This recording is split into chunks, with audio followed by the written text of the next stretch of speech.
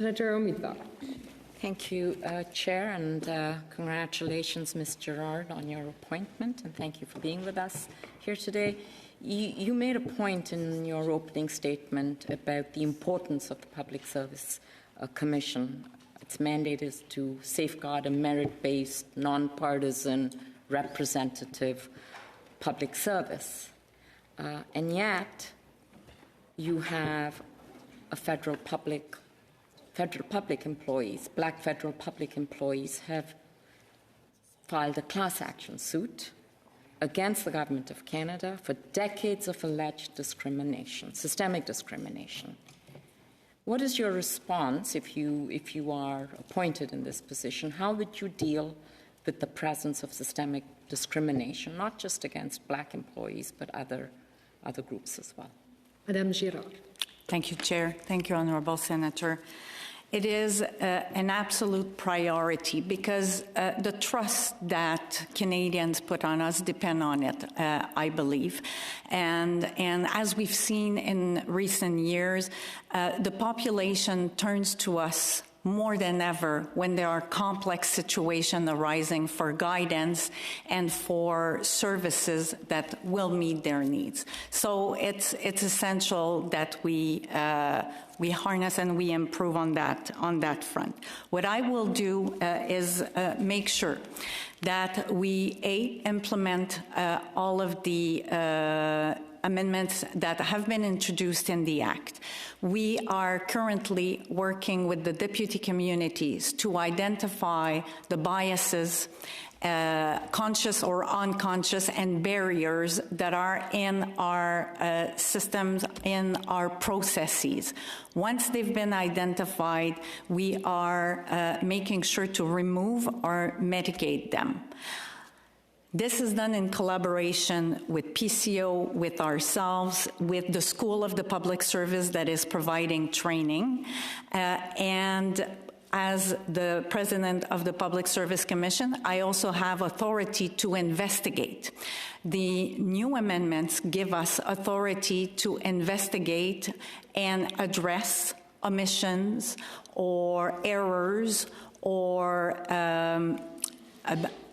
negative conduct during those processes or through management activities, and make sure that with the deputy ministers we put in place the corrective measures. They can take different forms. It can be training, but it can also be through discipline. So it's by making sure that we are modeled, that we work together as leaders throughout the enterprise, that we will actually change the culture. But I would say that training will be important as well. And as we grow the number of employees in the public service that reflect the composition of the Canadian society, that will bring that bottom-up culture change as well. Madam Girard, the Senate Human Rights Committee has just published a report, Systemic Discrimination in the Canadian Human Rights Commission against black employees. That is the Human Rights Commission, it's not the Public Service Commission, but we heard testimony that crossed over into your mandate from employees who talked about the discrimination they had experienced, and on questioning we were able to determine that public servants who were discriminating against others was simply shuffled out into other positions in the public service. So I'd like to know from you what you would have done in that position if there were, let's say, a few bad apples, and to address their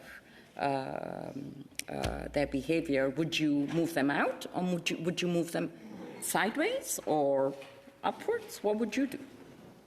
Madame Girard. Thank you, Chair. Thank you for your question. It is a delicate one because I'm not in that position. I think that anyone that you would speak to would tell you that I'm a diligent manager, one that listens, but also one that takes measure and makes sure that principles and rules are applied. It's a question of fairness for these individuals, but also for the rest of the teams that observe these behaviors. Having said that, on a generic level, I am very grateful for the task force for releasing this report, and I will, if appointed, make sure I quickly sit down with the team and the commissioners to analyze more carefully the various recommendations that I read last night after it was released. I can say from the get-go that I fully support the introduction of Black people and also the 2E LGBTQI+ community as equity-seeking groups. I think we need to have a broad view on things, and it will serve us better. Thank you. Answer.